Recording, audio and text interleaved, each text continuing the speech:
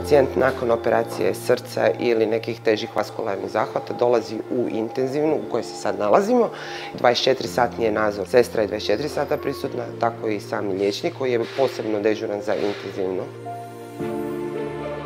Dosta razgovaramo s tim pacijentima, kako sestre, tako i liječnici.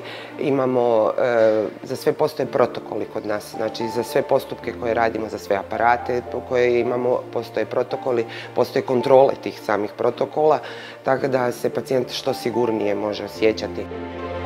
Kod nas pacijenti imaju dosta invazivni monitoring. Taj monitoring pokušavamo u što kraćem vremenu odstraniti, tako da je na taj način nam je prevencija samih infekcija kod pacijenta.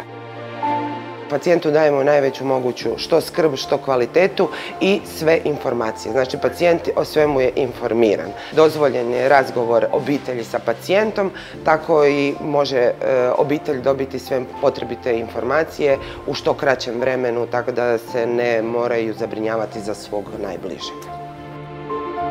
Pacijent koji je kod nas operirano srce, treći dan ide na odjel ako je sve prošlo u redu i ako su svi parametri zadovoljavajući, naravno kad liječnik odluči da je sve u redu, pacijent može ići na odjel.